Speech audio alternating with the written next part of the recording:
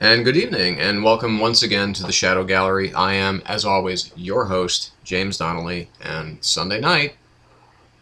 So, check your little watch on the wall, or your little watch on your wrist, or your clock on the wall. You're gonna see that it's time for new comics, bitches!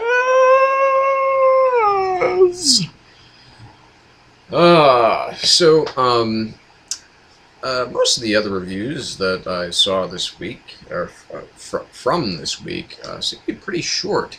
Well, you're not going to get that here. Because I've well, not quite a few, but definitely a few books to go over. I don't know if it's quite double digits, but it's close. Yeah, I think it is double digits. Yes, it is. More than double. Well, it's not more than that. It's more than 10, but less than 20. Let's kick it off. Where to begin? Well, for the most part, there's actually some really good stuff this week that came out. I'm going to start with the one that the two that I didn't care for, so I can just get those out of the way. First off was Marvel Now .1. So you have your varied creative teams. You have Nick Spencer and Luke Ross. You have Kieran Gillen and Jamie McKelvey, and you have Brian Bendis and Steve McNiven, and you have Jeff Loeb and Ed McGuinness, and you have Matt Fraction and Mike Allred, and Daniel Hopeless and whoever the fuck he's working with, all kind of doing these little introductions to their individual Marvel Now comics. Now, basically, here's the scheme: is that okay? So you've got the new Nick Fury, the son of Nick Fury, Marcus Johnson. He's now Nick Fury. He is kind of the head guy over at S.H.I.E.L.D., while Fury is keeping it underground, I guess. Well, that's going, and of course you have, the newly anointed Phil Coulson in that universe as well, or in the Marvel 616, and they are, of course, are part of, Secret Avengers. Then you have a little bit on Guardians of the Galaxy, then we have Nick Spencer and Luke Ross are doing Secret Avengers. And then you have Bendis and McNiven doing a little bit of Guardians of the Galaxy, which just totally left me really confused. And it's like, what the fuck just happened? I don't understand anything of what just went on here, because I'm not into Guardians of the Galaxy. Obviously, they want to make a big push for Guardians of the Galaxy to become popular, because the film is going to come out in 2013 or 2014, whatever. It's going to be directed by James Gunn, and that's supposed to somehow, link into Phase. It's going to be part of Phase 2 of the Marvel Cinematic Universe. We've just finished Phase 1 with the Avengers.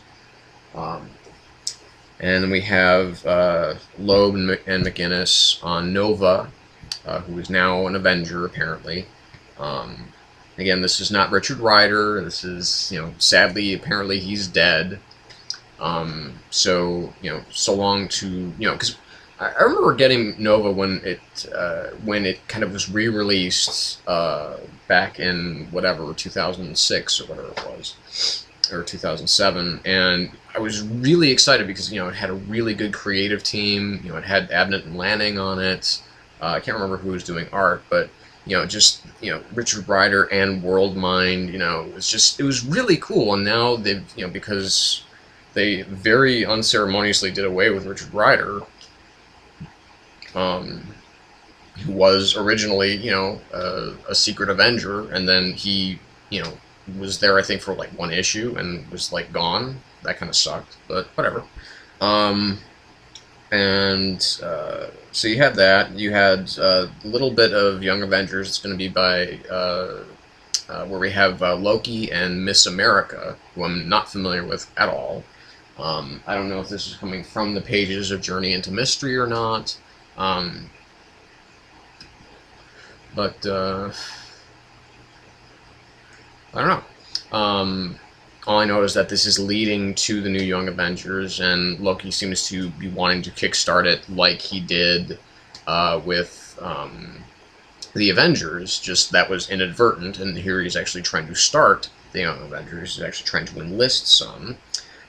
Then we have a little bit, a really nice, actually, little bit with from Fraction and All Red with Scott Lang, who's going to be part of FF. And, you know, basically how he kind of commits this crime at the Latvian embassy, which is a really neat little bit. I did like that a lot, you know, because of Cassie Lang's death by the hands of Doctor Doom. And then you have, basically you have Hopeless, it's an apt name for this book, you know, kind of previewing, you know, we get a little bit of Forge and apparently how incredibly fucked up his head is, and how he ends up with Cable, and apparently Cable needs fixing too.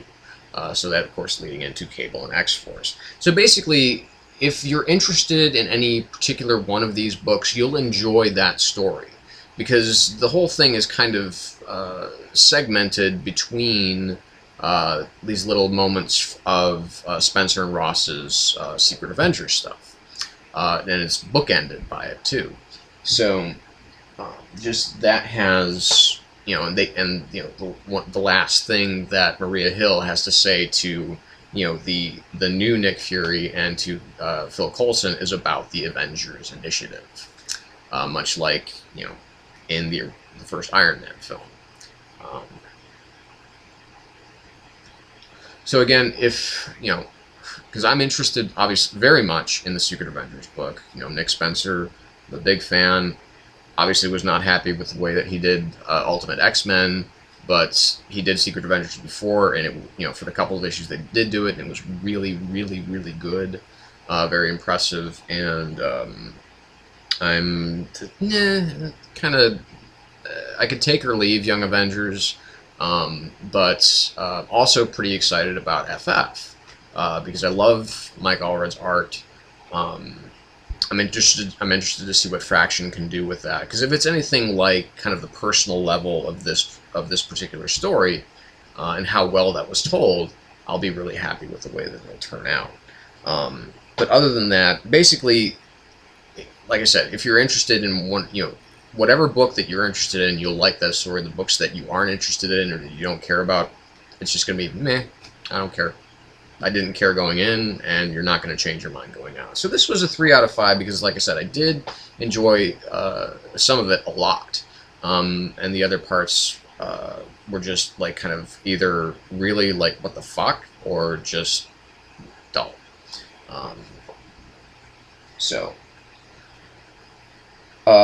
That leads us to Ultimate Iron Man #1. I'm really just kind of going to go over this really briefly because, you know, this is Nathan Edmondson, who I am just really not that impressed with. I've yet to read something from the guy that's really kind of knocked my socks off.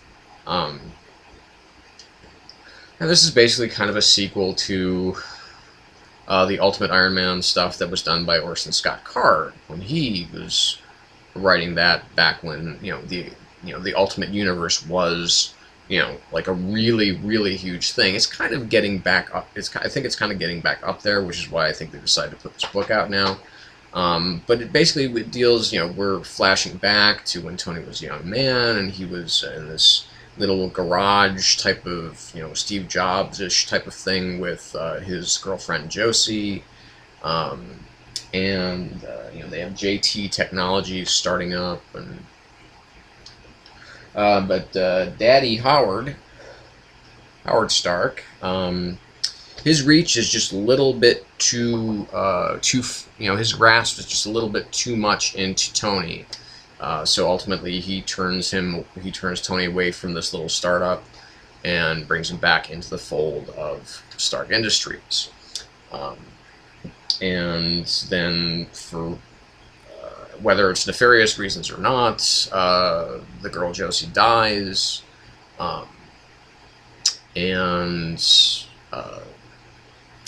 it just, then but in the present, we have Ultimate Iron Man doing all sorts of, kind of pseudo-heroic things, and he's at a stockholders meeting, and there's obviously some evil plans that are going on in there, and basically we get the Ultimate Mandarin. Basically he's infected Tony. He's infected Tony's armor, and he's ordered it to self-destruct with Tony inside. That's where we leave off. Again, this book just the art was kind of meh. The writing was kind of meh. So in all, this was kind of a meh out of 5. It was 2.5 out of 5. I mean, it just, like I said, it's not something I'm going to get any other issues of, that's for sure. And it left me, just was like, I don't really care. I'm much more interested in seeing how Tony interacts with the group, as opposed to seeing him on his own. I guess maybe I'm just not that big of a fan of Iron Man on his own. I've always been more attracted to his to the books where he's part of a team, because his dynamic is more interesting there. But so there's that. So, but on to the so that's it for the bad stuff, or the not so good stuff. Let's get on to the better stuff, and in some cases, much better. So, Uncanny X-Men number 20. So basically we have 3 stories kind of going on at once. So we have Kate Kildare, the press, the one-woman press corps for the X-Men is coming to visit Cyclops in his Ruby Quartz prison. We also have Unit, and Danger Unit's kind of saying goodbye to Danger, and then we have kind of this, again, this kind of moment of finality between Colossus and Magic. And they have it out for basically what seems to be the last time. It's interesting because what we have here ultimately is that as Kate is talking to Cyclops, she's talking about his popularity ratings and how he's basically considered more evil than Doctor Doom at this point in time, or that his popularity ranking is lower than Doctor Doom. She gradually reveals that she is indeed not Kate Kildare, that she is Mr. Sinister, has embedded himself into, or has made a clone of her and has put his consciousness in there. And of course, by cloning her, has killed her. Has killed the real Kate Kildare. So he's basically, he's having a pretty good old time, but there's some regret there because Mr. Sinister realizes that, he only got, and as he says, he only got what he wanted for just a couple minutes, while Scott got what he wanted all along, which was the rebirth of these, the rebirth of the mutant population. But he's on one side of the glass, and Mr. Sinister is on the other. So, what happens now? And then, we have Unit and Danger seem to have, a really interesting dynamic between the two because, she was imprisoned, and now her main function is as a warden for a prison. So, I mean, he kind of works on that dynamic with her. And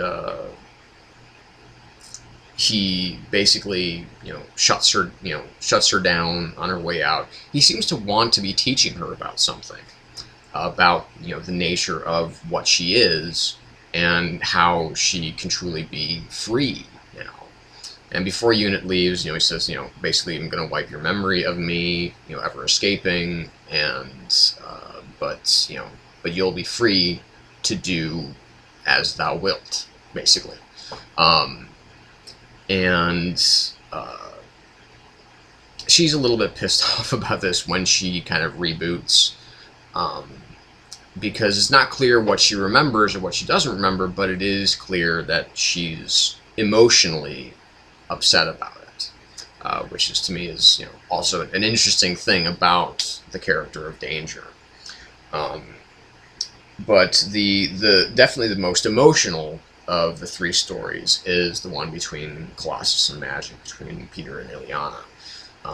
Is that basically, a lot of what Peter has done, a lot of what Peter has become, has been for her. And, of course, they had this massive, throwdown in the previous issue. But what they have here is she's trying to teach him something, that she essentially, as the ruler of Limbo, she is beyond his help, she is beyond his redemption, but she can redeem him, and so therefore she actually unshackles him from the power of Sidorak. So he no longer has to deal with that part of himself. He no longer has to be the kind of Colossus Juggernaut hybrid that he's been. And so she releases him from that curse, but at the cost of, basically, losing her brother, really, because he's so, basically he just says to her at the end, if I ever see you again, I'll kill you. Because she is beyond redemption. She's beyond his ability to save her, and she has totally proven it. That she could have released him from Sidorak at any time, but it was all about her teaching him a lesson. And so it's a really fucked up form of love, but it ultimately is done out of love. But part of it is out of, the fact that she felt she needed to teach him some kind of lesson. So, I mean, her love is very screwed up, but it's love nonetheless. So this was Carlos Pacheco's art in this, really good. So I think that this leaves some really interesting new territory that will ultimately be covered in whatever comes up, whatever they come up with next, because this book seems to be kind of leading into all new X-Men #1. So it'll be interesting to see where it goes from there. But it was this was a strong final issue, 4 out of 5. It was just nicely done. I think there's some really good stuff they touched on here, and I think it was an interesting wrap up to the whole thing. Ultimate Spider-Man #16. So basically, what we have here is it starts off with Miles' dad getting locked up because he's trying to get home, and there is kind of a shield barricade around that neighborhood. But he basically kind of breaks through the line, and they grab him, they throw him into their van. They say take him to the detention area, whatever. But this then cuts to, as we've seen, Spider-Man has come to the Triskelion, basically saying, "Look, I've got what it takes to be one of you." And there's Cap and a bunch of armed shield personnel, and Cap is basically saying, "Look, you don't have it. You don't have it in you. I will not tolerate your presence here. If you stay here, I will arrest you." And then all of a sudden, the Quinn carrier launches a missile at the Triskelion, and all sorts of Hydra personnel start popping out. And basically, bad guys and good guys fight pretty seriously. Spider-Man pulls off some pretty wicked moves. So does Cap, and they save the day. And when the smoke clears, basically Cap says, "All right, kid, you're right. You got it. You saved my life. You saved many lives here. You helped stop Hydra. You deserve to be part of the team." And of course, this is when the rest of the team decides to show up. Here comes Iron Man, here comes Thor, here comes Spider-Woman, who's apparently now going to be part of this story again. Ouch! I got a bug bite or something. Little fuckers. Anyway, so and this all kind of segues into Cap's inaugural speech. So we see where this actually took place in the course of everything that's gone on in Divided We Fall, United We Stand story arcs here. So again, a really fun read. Unfortunately, not David Marquez art. I can't remember the name of the artist. It was like Pepe Torres or something like that. Something of that effect. And the only problem that I am starting to find with Ultimate Spider-Man is that Bendis' dialogue gets a little too cutesy for Spidey, and that's understandable. He's a kid, and I get it. But the real problem that I have with it is his inner monologue. His inner monologue is very talky. Now we think. When we're kind of thinking to ourselves, we tend to think in language, but we don't. When we're thinking, we don't think in parentheticals, or we don't think with ellipses. We think a straight thought. It's there's no harm in putting down somebody's thoughts on paper, even if the thought is the word thwip. I mean, that's fine. Nothing in a person's mind has to be dragged out. It goes from beat to beat to beat to beat to beat. And so I mean, so the flow of it seems just a little too, like I said, it's a little too, not verbose, but it's a little too cutesy in its inner monologue when it doesn't need to be cute. When I mean, just the writing style doesn't need to be any cuter than or any more clever than the words that he's actually thinking. So. It's just, he can let it be fun, but not make it overly, it's like, look at how much fun I'm having, look how much fun that this comic can be. It's cool. You could dial it back a notch there, Bendis. So I give this one a 4 out of 5. Like I said, it's a really fun book. It's a fun read, and there's nothing really wrong with it. It's just that was getting on my nerves. Okay, so moving on. New Avengers number 31. So we've got Bendis and Gaydos reuniting. Of course, they did Alias together. Basically to give kind of a proper send-off to Luke and Jessica, because obviously they're the ones that created this this relationship. So it's only fair and only right, I think, that they kind of segue their way out of the New Avengers, even though it's Luke's team. So there is a lot of questions. The team is kind of up for grabs.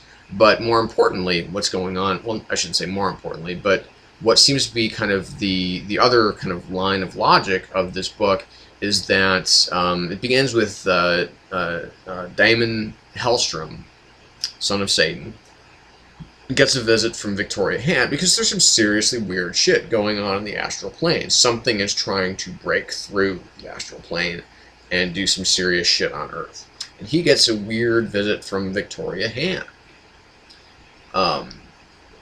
He's trying to reach Doctor Strange, but here comes Victoria Hand to kind of, we think, liaise, but she is there with, and she stabs Daimon Hellstrom, however you pronounce his name. If it's just Damon or if it's Daimon or whatever. It has that weird spelling. So anyway, and he's out for the count. And then Victoria Hand next goes after Jennifer Kale, who is another mystic. She is killed. Meanwhile, back at Avengers Mansion, there's a lot of conversing. There's everybody's kind of there's a really nice scene between Carol Danvers and Jessica as she's kind of, like I said, on her way out, and some really nice character beats. Some lovely Gaidos art, and it is kind of like, what the hell's going on? But at the same time, there are just this great scene where Doctor Strange and Danny Rand are meditating, and Doctor Strange basically kind of keeps telling Danny to shut up because he's not concentrating, and it's a really nice exchange, and it's really well done. So it's, like I said, it's full of these cool little character beats, and then all of a sudden, Victoria shows back up at the mansion as Luke is leaving. He's packed up and they're on their way out, but unfortunately, someone from the FBI has come to take Victoria Hand into custody for this for the assault or murder of Jennifer Kale. And that's where Maria Hill decides to intervene and says, "No, you cannot do this. I'm your superior." And then Victoria just kind of freaks out and passes out. And she's being helped back into the mansion by Captain Marvel. And there's kind of this slow, steady smile that comes across Captain Marvel's face. So it's obvious that whatever was in Victoria Hand has now leapt to Captain Marvel. So it's a really, it's a nice twist. This was just a really good issue of a really good book when it's on. When it's on, New Avengers is just a fucking awesome book. I was sad that Deodato wasn't doing art here, but I was glad that Gaidos was, because, like I said, they started Jessica and Luke together. Let's help them wrap it up together. So just, again, a really strong issue here. 4.5 out of 5 for New Avengers number 31. Just really terrific read. On to the independents. So we're going to start off with Exo Manowar number 6. I can't reiterate enough how thrilled I am at this. At Valiant and what they're putting out right now, because it is some really good work that they're putting out. I mean, it is, I know they've only got, 4 titles right now, but they're 4 really good titles. I mean, they're all very readable, they're all really exciting and fun, and, really big drama in a lot of them, and just, it's exciting. It's a really exciting thing to see this kind of universe kind of rise from the ashes here, and have these great stories backing them up. Now, Exo Manowar, basically we've got Ninjak. Basically, he has his prize. He's knocked out Eric. He's got the Manowar armor, and he's bringing him back to his MI6 guy, who of course is secretly a member of the Vine. But Alexander Dorian, he's got, who is the member of the Vine that was tracking down Eric before, the little team that just got, totally nuked by Eric. He communicates with the Vine, and Vine says basically, their exposure on, this armor, and what Eric has done with it has basically forced their hand. Their exposure on Earth has, their time on Earth has been exposed, kind of by proxy of the existence of this armor. So they are coming, their fleet, their armada is coming to annihilate Earth. It's going to wipe it out. No matter what Dorian promises. He promises that it'll kill Eric himself, everything, but no, it's not good enough. They're not going to hear it. So Dorian starts to get some other ideas, and he turns down the sleeping gas on Eric, wakes his ass up, but there comes Ninjak, because he's always seems to be one step, not ahead, but certainly not too far behind. But Eric is awake. The Shinshara armor comes right back on him, and here comes the big fight between Eric and Ninjak. This time with Eric fully aware and fully armored. But Ninjak's still, slicker than grease. Gets away. And this forces, basically, Eric takes Alexander to, to ground level, I guess, and basically he's telling him, Eric's telling him, I'm going to kill you, but you better tell me what you know first. Dorian explains that he revived him because, no matter the fact that, everyone that you know or that have ever known is dead, and they died 16 centuries ago, your home is still here, and, good and innocent people are still here, and the vine is coming. So he works to change his mind, and also Ninjak is listening in with his little devices.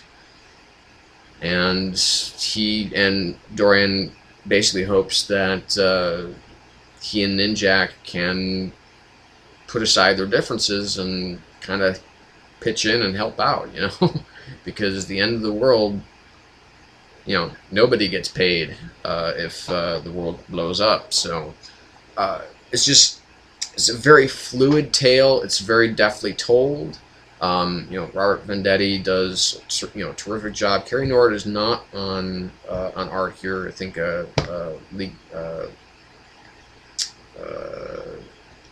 Lee Garrett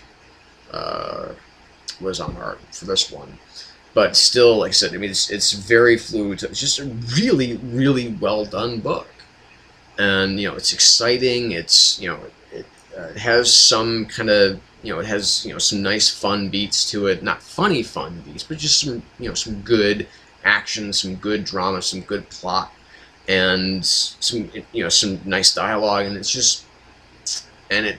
it's almost over too quickly. It's one of those things like, I want more. I want this to keep going on.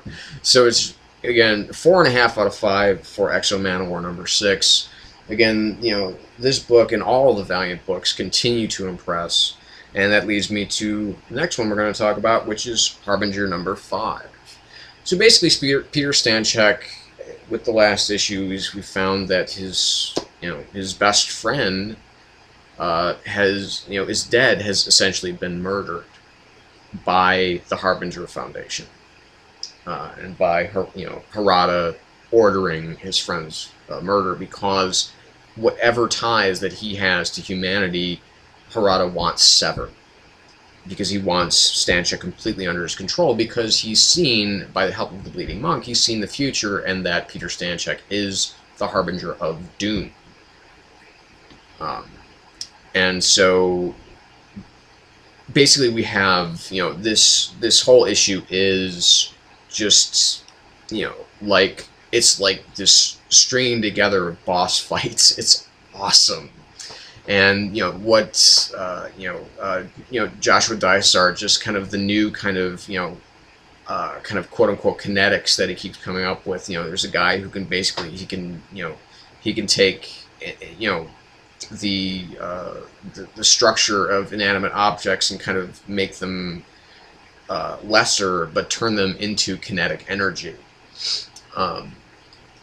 and you know, it's just, you know, basically, I mean, Peter's just fighting kind of like boss after boss after boss until he gets to Harada, who basically just like kind of flattens his ass out because there's nobody more powerful, and Peter comes to a fall, but with a little faith, he gets out of it. So yes, Faith is powered up, and she's flying, and she catches Peter on the way down, and it's just it's really entertaining, just the stuff that comes out of her mouth, because you know, she's obviously such a huge fangirl of, you know, so many things that like we as comic fans are fans of. I mean, she's like a huge Joss Whedon fanatic, and you know, she obviously likes Mad Men here too, or is just kind of referring to Christina Hendricks because of her work on Firefly. But again, just things are really getting mental here. And I mean, pun sort of intended there, but I mean, it's just, again, a really, really entertaining read. Kari Evans is doing a really good job on art here. You know, facial expressions, and you know, just really selling the drama of it. I'm not referring to the live song. Just, I mean, really, it's making the, you know, because this is a really dramatic, it's a much darker book. Well, by certain standards, I mean, it's a pretty dark book. It's a pretty dark issue of a kind of already dark book. And you know, we are, you know, it's like where I was at the beginning, I was still very conflicted, because you know, we have, you know, Peter, who's still very young, you know, still very confused, and now, you know, I think he's even more confused, but he seems to be doing what he's doing for the right reasons now, as opposed to just kind of selfishly helping himself and selfishly using his powers. So just a 4.5 out of 5 for 4.5 out of 5 for Harbinger number 5. Again, just really, really good stuff. Very impressed with what Valiant is doing right now. And I'm really hoping that whatever the big event that they're all kind of building towards, it, you know, that where they'll all meet, I'm kind of hoping will be like against the Vine. I think that would be a really cool idea. Jennifer Blood, number 18. Well, there's really not a whole lot that I could say about this book other than the lid is definitely off of Jennifer Blood's head. Basically, we have our, you know, the diligent, you know, unrelenting cop has finally discovered that she is indeed Jennifer Blood. She actually tracked Jennifer to where she buried her father, or where she buried her husband's dismembered body. And there's some cute little references to Seven that the detective makes, but Jennifer's just a little bit too well trained and gets the upper hand, and bang bang, shoots her. Whether she dies or not, that's still up in the air, because she's essentially, Jennifer Blood has been outed to the press, so that they all know that Jennifer Fellows is actually Jennifer Blood. So here come news crews, and you know, whether or not she shoots towards them, but not shooting one of them. It's interesting, because she's trying to get away from all the news crews that are rapidly pulling up to the house. So much so that she's trying to get to her children, and they're, you know, she stops, you know, she kind of ditches her car, you know, grabs an old woman out of her car, breaks the old woman's neck, basically saying, you know, I'm sorry that it had to come to this, but the children come first. So she's trying to get to the school to get to her children. And of course, she's got to have kind of the last word, because of, you know, the things that are going on with her son, and you know, the kind of, you know, who she feels to be the holier than thou teacher. She has some time to meet her, and kills her. Goes into the principal's office to get her son to bring her out. Say, you know, we got to go. We're gonna go on a road trip.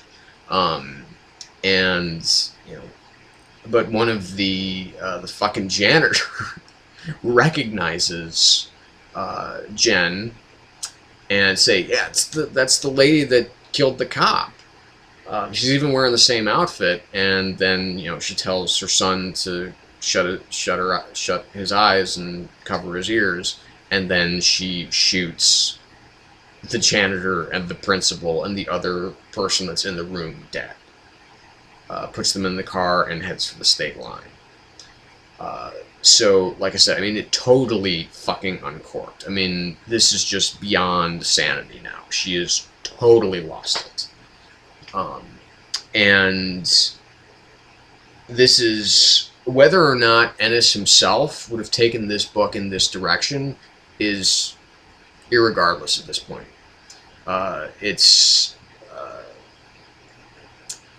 This book has become exactly what it should have been, kind of from the beginning. And I've been seeing that over the course of the last couple issues, as we've seen Jennifer slowly become more and more mentally unhinged.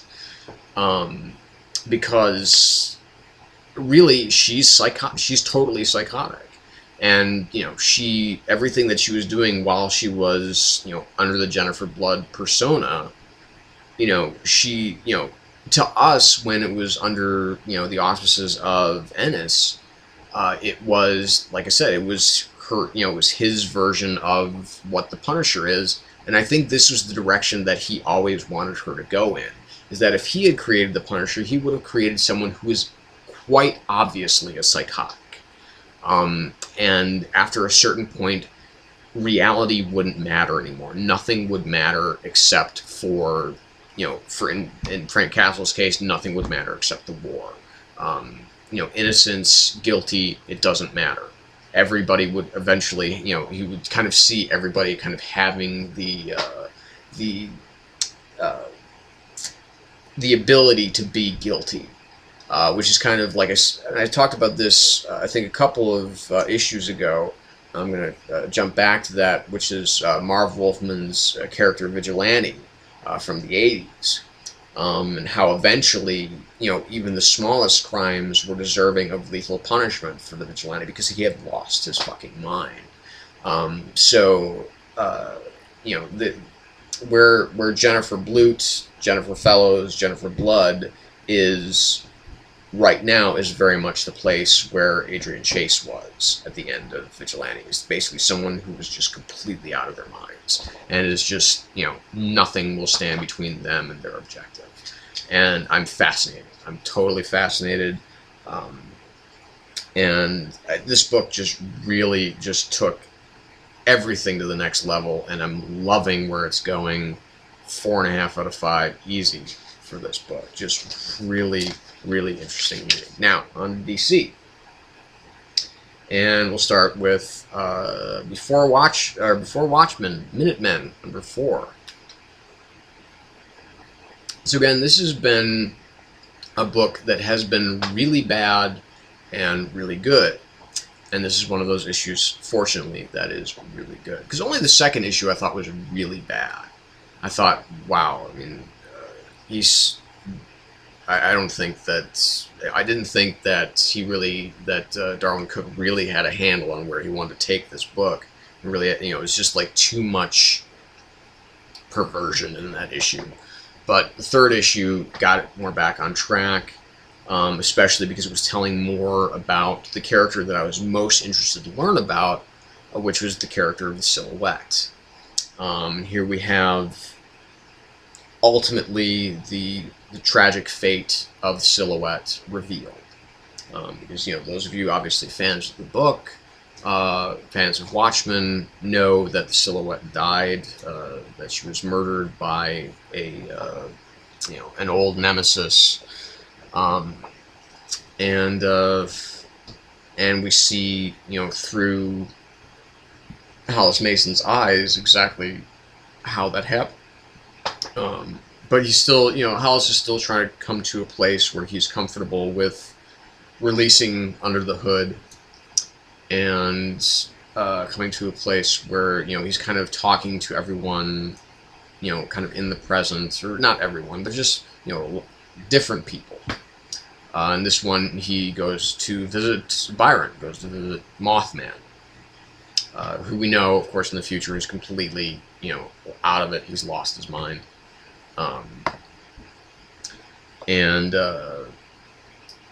he starts to, you know, while he's there, reminisce about the days after the war was over and the Minutemen were still together.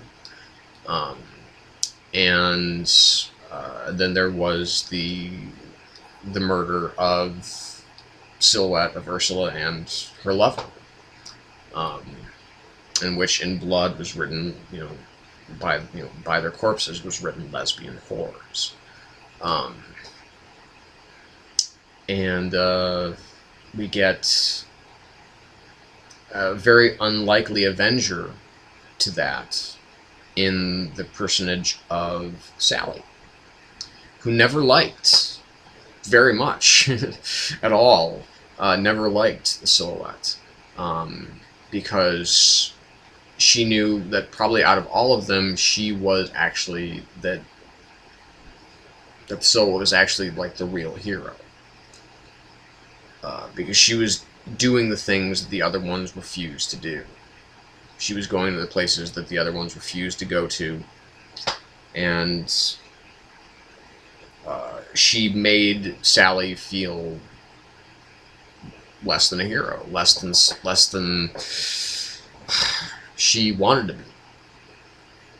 And she's kind of revealing all of this at the end, you know, because she found her kill, you know, she found Ursula's killer and killed him, beat him to death, and cut him up, whatever. I mean, just something pretty fucking nasty for Sally Jupiter.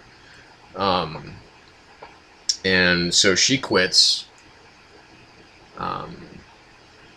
And I liked the fact that they kind of left the graves of unmarked, because, you know, of her outing as a homosexual.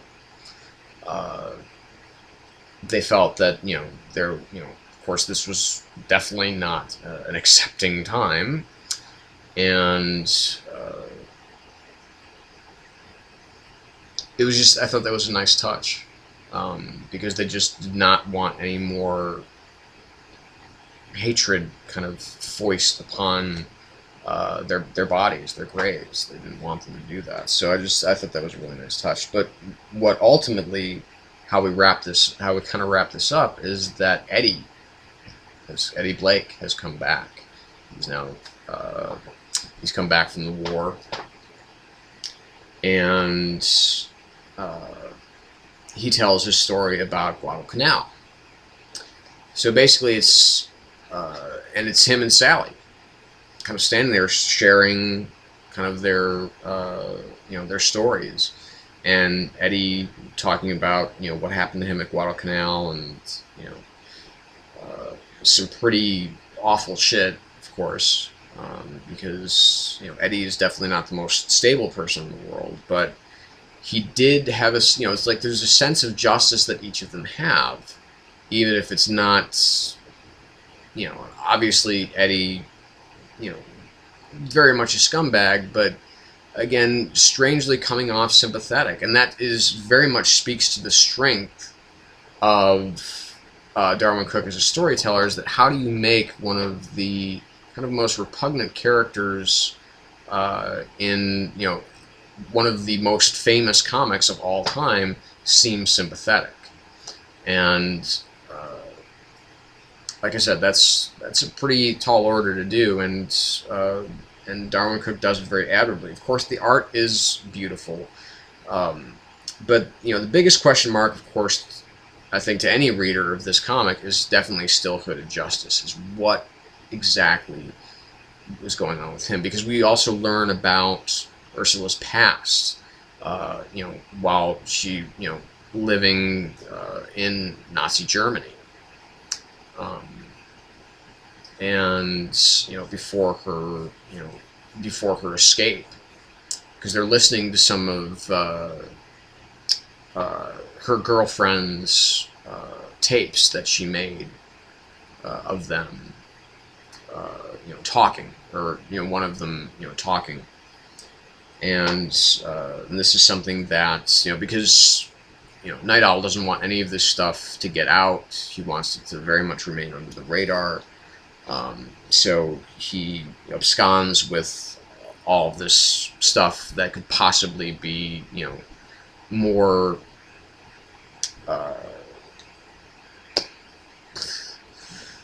more derogatory shit that the press could use. It's just didn't want it to come out. So, and so he and Byron are listening to these tapes, and it's a very difficult listen, because it's a very horrible era that they're talking about and that they're living through. This is, of course, pre-World War II, and why she has such an attachment to stories that concern child abductions and child slavery and child murder. It's just a really, really well told story, and beautifully told by Cook, and it's an absolute 4.5 out of 5. Very solid work. I'm glad I didn't stop reading this after the second issue, because I was sorely tempted to. Batwoman, number 13. So basically with this we have, kind of Earth One's, kind of world's finest pairing, second part of this story.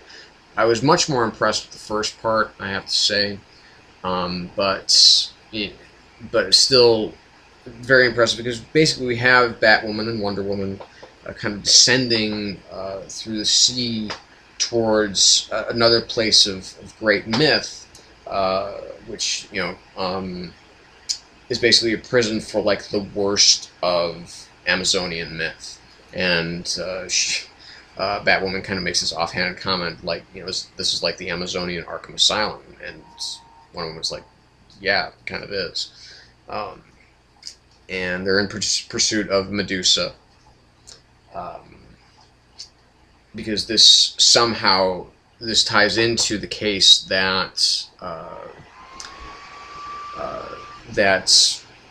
Batwoman's girlfriend is working back in Gotham, and Maggie, sorry, I forgot her name for a second. The first page is kind of interesting because, and this is just kind of an aside, but I was just kind of thinking, because of the way that that we see the panels unfold, it seems like that not only is Batwoman, because we have kind of a dual narrative here, we have Batwoman and we have Wonder Woman, but we have two characters all the way through. We have this dual narrative of each scene that we kind of get, but we have Batwoman and Wonder Woman, and first, it's like, Batwoman has her inner monologue about, that she's dealing with, here's a demigod that I'm sitting next to, and kind of sizing her up mentally, but also at the same time, almost seems to be maybe kind of checking her out, and I just thought that was, I mean, if that was intended, I think that's actually a really nice touch. But because it's like, why not? This is Wonder Woman, this is like the female ideal, right? So why not? Take a look, and then there's this beautiful, again, this beautiful 2-page spread in which they're going kind of through into this Amazonian Arkham Asylum, and it's like this very labyrinthine, structure, and of course the way that Williams has it designed on the page, it still cuts that bat symbol. And you kind of have to really look at it to kind of get that, because it is kind of hard to see the way that he uses the curves and kind of the point, the pointed head and everything like that. It's really, I mean, this is like, it's one of those pages where it's like, just drool is just dripping. dripping from your mouth, because it's like this. If this were edible, I would eat it, because the art is so gorgeous. But essentially, we get some creepy crawlies coming into play here, and this character of Nyx. But this is all being caused by Medusa, and they're kind of trapped, and they're both very weak, and Batwoman is actually the one that actually helps fight their way out, because of the tech that she's nicked from the DEO. And then once they escape, here comes the DEO, and well, it's actually before they escape. They're talking about the DEO. Here's CHES and Director Bones, and they're talking about basically the scenario if Batwoman decides to go rogue, because they finally got someone on the inside of Batman Incorporated. They're not about to let that go, and they're discussing the alternatives that they have for that. So again, it's a very telling scene. It's it's a very kind of, you'll excuse the comparison here, but it's very kind of a Nick Fury, Maria Hill type of exchange, because it is like, okay, here's, they have contingencies, they have backup plans. Of course, one of these backup plans involves Bet.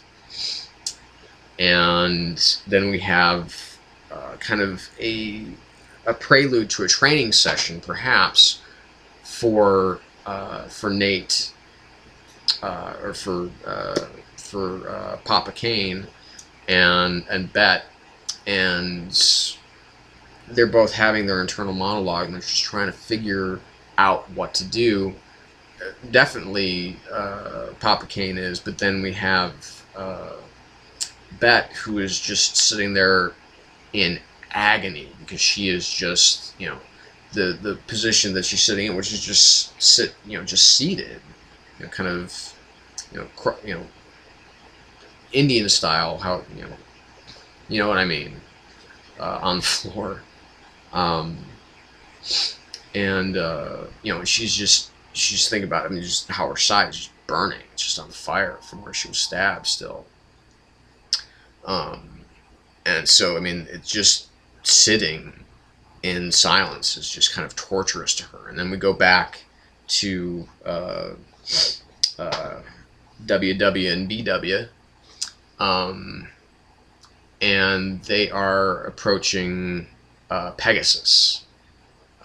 Now, one would think, okay, well, this is the winged horse of mythology, but it is most certainly not. Really, the star here for this issue, again, is J.H. Williams' art. Of course, I mean, the writing is quite beautiful. Excuse me. Ah, God. Sorry about that. My nose was fucking killing me. So the writing is actually really quite stunning, but it's very, aside from the scene with Papa and Bet, it's kind of dry. I get this. I don't really get a feeling of the stakes of what's at stake here. I get that there's personal stakes for Batwoman and Wonder Woman, and I really do enjoy the fact that Blackman and Williams have really written them in their own individual voices. But again, to me, because this book can get so out there at times, it's hard to follow exactly what the hell is going on. And this is kind of where this book kind of loses me each time. And that I always respect it, especially when Williams is doing the art. And I respect the character work that they've invested into this, but at the same time, I'm not really that entertained by this book. I don't really see myself coming back to it for a second read until it's in trade.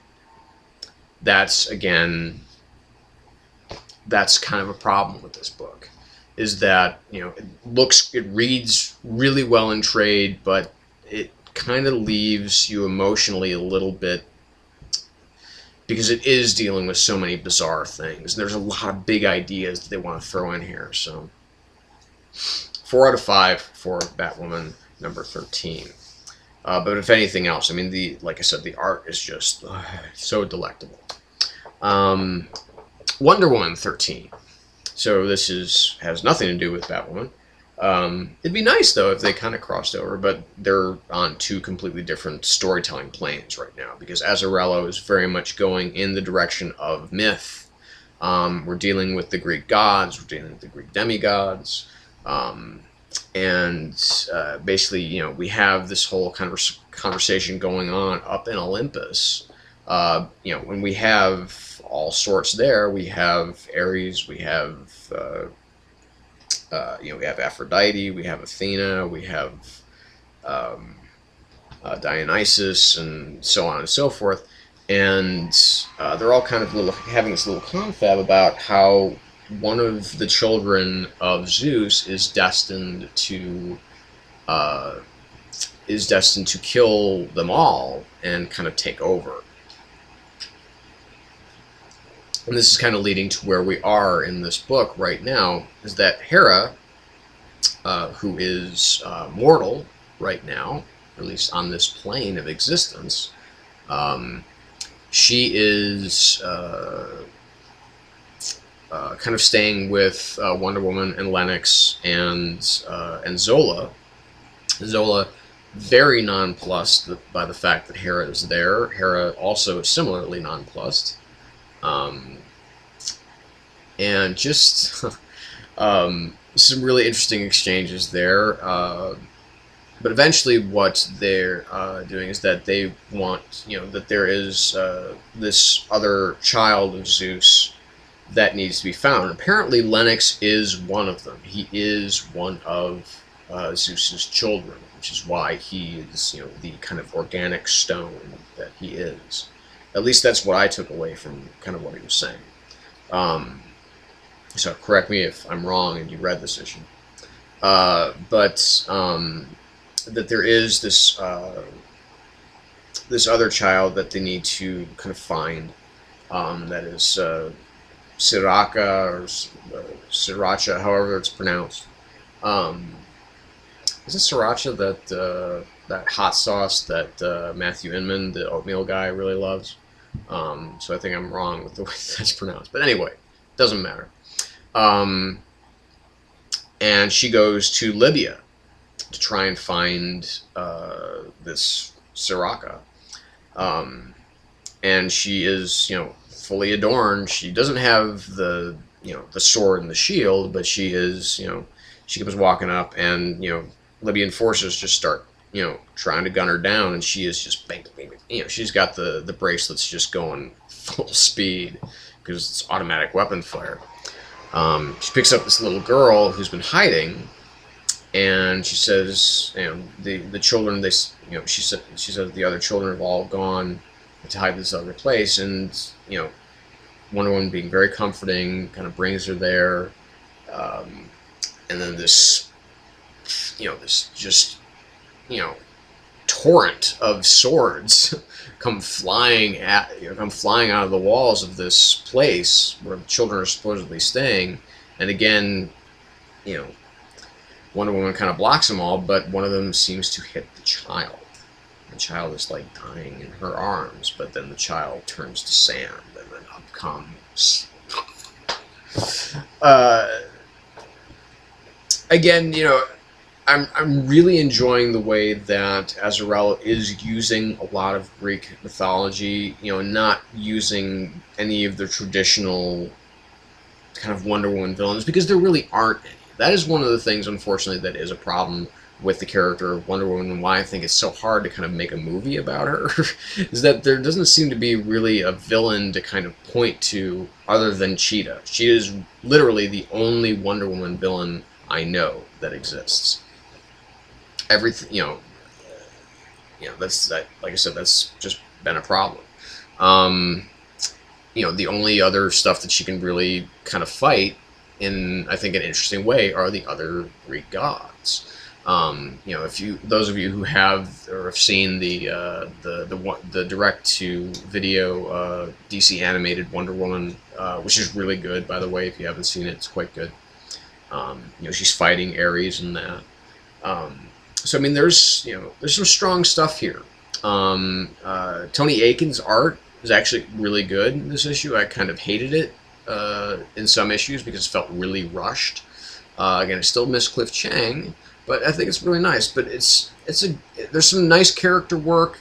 Again, I like the fact that it's dealing with these high myths, but it keeps itself really grounded. So this is very solidly done. 4 out of 5 for Wonder Woman 13. And now on to the picks of the week, which there are 2.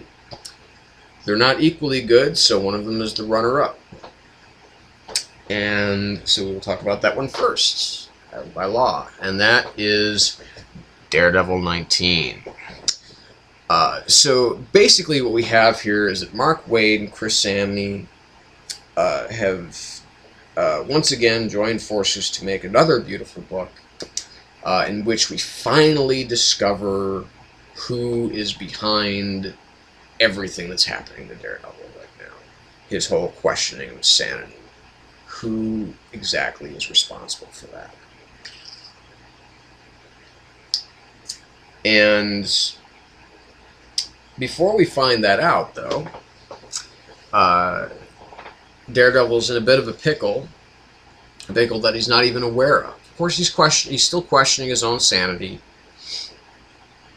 There's this great moment where he's falling for seemingly no reason all of a sudden, and his billy club is gone. He says, I'm as protective of that as Captain America is of his shield, so why the hell would that be gone?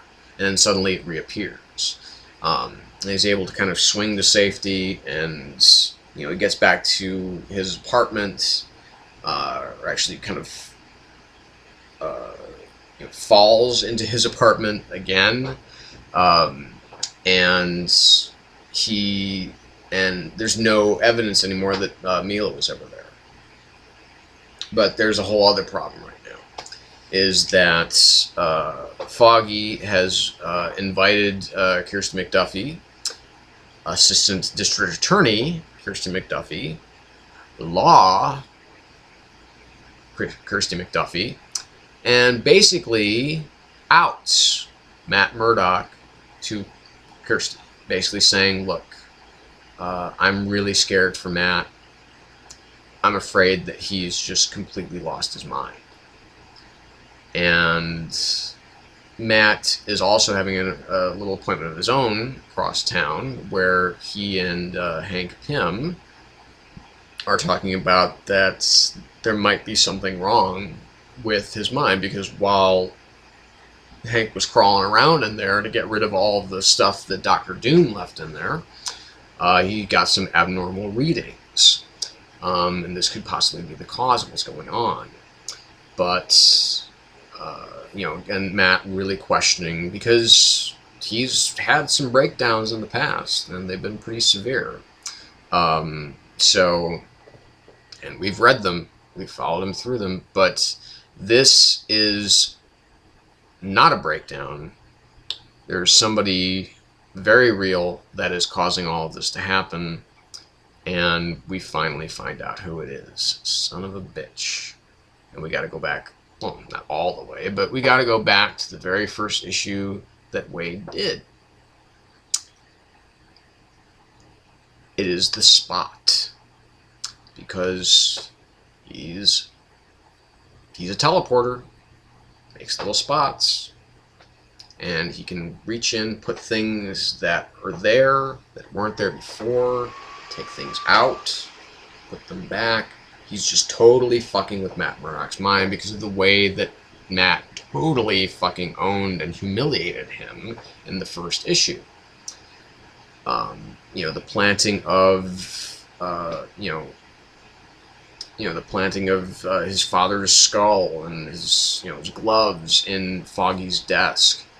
A lot of things still left to be explained. And what Wade does is basically he makes the Spot into a full-on fucking horror villain. Is that because he has somehow he's taken this C-list character and who Daredevil even refers to as a C-list villain and brought his A game. Because at this time there's this great moment where because basically Daredevil knows who he's going after next, and it's because the clues of the mob boss that's mysteriously exsanguinated, and we have God damn it, I mean, it's just, this son of a bitch is really clever. And he, basically these mob bosses, they're meeting all in one place, and that is where he knows that the Spot is going to strike next. So he goes there and he tries to warn them. There's a great shot of the exterior of the building, and you see these kind of bodyguards kind of walking around, kind of walking the perimeter, and the crime bosses are kind of bragging about, oh, we're totally safe from this guy, so whatever you think is going on, it's not going to happen to us. And then Daredevil kind of cuts back, and we see him for a second, and he's saying, if you think that that's if you think these guys are going to keep you safe, and then it cuts to the exterior. You see Matt saying, then you haven't got a clue what's going on, and all of the people, all of the guards are gone. They just disappeared. Then here comes the Spot. With a hand and a gun through a Spot, and just starts blowing people away. And it's just, like I said, it's full-on horror show at this point in time, because there's nothing that Matt can do. He just cannot get to where the Spot's going to be. He just cannot predict the next spot he's going to be at. And, no matter what his radar sense tells him. And then we have this absolute horror show of the final 2 pages of this issue, and it's like, holy shit, what the fuck is going on? Oh my god, how did he do that? And the only thing that is a little bit problematic with this book is that how can they go to the lengths of explaining everything else that's been going on? How did Mila get into his apartment? How would something like that happen? How would he be able to, I mean, just like I said, these small things that keep happening, how can the Spot be that on top of it? I know, comic book shouldn't really matter, but hopefully we're going to get some explanation of that into the next issue, because the Spot has taken on this identity now of Coyote. Why he calls himself that, I don't know. I think there could have been maybe a better name in there somewhere, but because it evokes some different imagery than what I would expect. But that's, again, that's such a nitpicky thing anyway. So, like I said, it's just, Sam Nee's art, again, just to die for. It's just so amazing. The coloring, beautiful, and it's really just another masterwork of an issue by Wade and Sam Nee. And it's just, I want these two, literally, I want them to work together on everything forever. I don't, it's like everything that Wade does, I want Sam Nee to do with him. Unless it's something that really requires a really, really excellent understanding of superhero kind of like the big superhero stuff. Which is why I think, because I think Leinil Yu is going to be doing the Indestructible Hulk with Wade. And that, of course, I'm looking forward to because it's Wade. And I think that's more of, that wouldn't be something that would be up Sam Nee's alley. But, of course, their work together on Rocketeer Cargo of Doom is very much, that's totally in Samney's wheelhouse right now. So that leaves us with the book of the week. And what a shock, once again. And if you're not reading it, they're literally, go and find the back issues. Don't wait until this is in trade, because it's just too fucking good. And that is Hawkeye #3 for the win this week. Just another average, ordinary, run-of-the-mill day in the life of Clint Barton, and how everything just goes totally wrong and totally right and totally bizarre and totally hilarious and totally wonderful. And just, this is a book, it's so good it hurts. Fraction and Aja, they have brought, it's beyond the A game. It is, I mean, this is a more than perfect book. It's not, you know, with last week, it's not as good as something like, you know, Batman 13. It's not quite that level of perfection, but it's really fucking close. Because this is, sorry, 5 out of 5 for Daredevil 19, by the way. But just how the color scheme, so much of it is purple. I don't know if Kate Bishop's outfit is supposed to, you know, kind of be a little bit reminiscent of Emma Peel from the Avengers. It seems that it's kind of mod, you know what I'm saying? But it's, you know, just these moments, you know, because basically this all revolves around Hawkeye just trying to get some tape. He just wants to get some tape to, you know, to label his knocks. And, you know, he wants to make sure that, you know, his arrows are properly labeled. And on his way out of the store that he's trying to get the stuff at, he sees this beautiful cherry, or I should just say cherry, 1970 Dodge Challenger. And he wants it bad. And who happens to be driving it but this gorgeous woman? And we know that Clint has a way with the ladies. So he gets her to basically sell her his car, but first give him a ride to the nearest office supply store so that he can get some tape. And then she gives him a ride of a different kind, you know what I'm saying? And, and that's when, of course, all hell breaks loose, because we've got, basically, we've got the tracksuit Draculas are back, driving, I think, cars that were left over from the set of the Italian Job, and because they're all driving Mini Coopers. And all of a sudden, we have this great, long, wonderful car chase. We have naked Hawkeye in what is probably, I would say, the funniest sight gag of any comic that I've read in a really long time. Just thinking about it just makes me laugh. If you read it, you know what I'm talking about. If you haven't read it, you need to. Okay.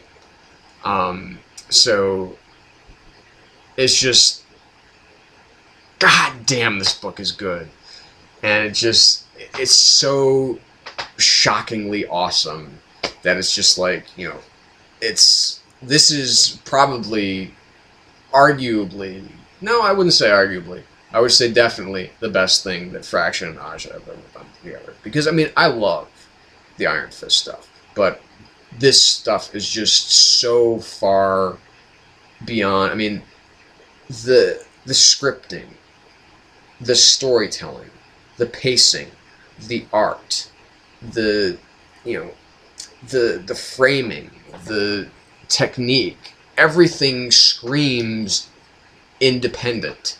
But no way, bro. This is just this is Marvel storytelling at its finest. It doesn't actually get any better than this right now at Marvel. This is the best book that they're putting out right now. And I know that Aja is going to be leaving the book briefly, and that hurts. It, I think, will hurt the flow of the book, unless the replacement artist, and I can't remember his name, I did read a bit of a preview, so I'm really looking forward to the next book.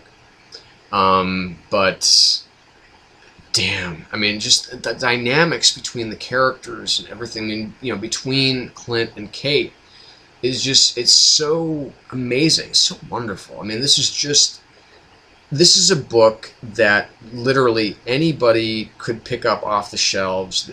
If it wasn't called Hawkeye, you would have no idea that this, you know, that this was a book about, you know, one of the characters in, you know, I think the biggest movie of this year.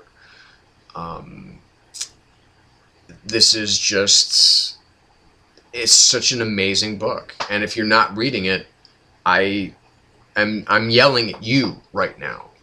You need to get Hawkeye. This is too fucking awesome of a book to ignore. It's so great. Get it. Stop screwing around. Leave your computer as soon as this video is finished and go get it. And speaking of which, the video is now finished. It's over. So again, hey, thanks for watching. I know it's been, you know, what the fuck. I mean, if you're watching me by now, if you're already subscribed, you know what to expect. You know it's going to be a long one. Pretty much every shot out the door. This week, next week will probably be shorter, though, because not many books coming out this week that I have any real interest in reading. So, but that might change. Who knows? Because there was one other book that I actually haven't gotten around to reading yet, and let's see if I can find it here. Is it this one? No, it's not. Is this one? No, it's not. Is this one? No, it's not. It's not. No, it's not. Here it is. Is this? If you can see, this is called Break the Walls. Stories inspired by the Pixies. Where's my finger? There it is. The Pixies. The reason that my guy at the comic book store pointed this one out to me, not because he knows I'm a Pixies fan, but because he knows that I love Josh Fialkoff, who has a story in this book based on the song Valuria. And I haven't read this yet because my wife, I actually got this almost more for her than I did for myself. I would have gotten it for myself regardless, because it is, you know, it's got a story by Fialkoff in it. But she is a Pixies freak, and she loves the Pixies, so she's dying to read this. I'm still trying to get her to do a video with me. This weekend didn't turn out to be the appropriate time for a number of reasons. Went to see Seven Psychopaths over the weekend. If you haven't seen that, and you've seen In Bruges, go out and see it, like, immediately. If you have not seen In Bruges, see In Bruges first. If you like In Bruges, if you love In Bruges, you will love Seven Psychopaths. If you do not like In Bruges, you will not like Seven Psychopaths. That's all I'm going to say. Because Martin McDonagh has a very, very specific kind of storytelling attitude. He can very fluidly mix absurdist comedy with horrific tragedy. And it's not for everybody's palate. And it was definitely not for my wife, since she's actually the one who wanted to see it more than I did. But anyway, so basically what I'm trying to do with her is I'm trying desperately to get her to read Batman number 13 so that we can talk about it for your benefit. So that you can get a taste of what a non-comic book reader's opinion of what I think to be one of the books of the year is like. So that's it. I'm out. Other stuff to talk about. So again, thank you so much for watching. Thank you for sticking with me. Last week was my 50th video. I felt like I should have done more of a hullabaloo for that. But I will do it maybe at 100. But you know, I don't do it by video because I don't fucking count them. It's too hard to keep track of them. So I just do them by year. So that, you know, our 2-year anniversary is coming up in December. So maybe I'll do something cool for that. You know, maybe do a giveaway, something cool. You know. And who knows? That giveaway might just be something that I just got, which is the first trade of Vampire. Even though I own all the individual issues, it's still the kind of thing I just gotta read in trade. It's the first 6 issues, and it's gorgeous. I mean, that book is another one that hurts because it's so good. And no, really, I'm done. Okay, so thanks for watching. This has been the Shadow Gallery. I'm James Donnelly saying good night and reminding you, as always, to stay in the shadows.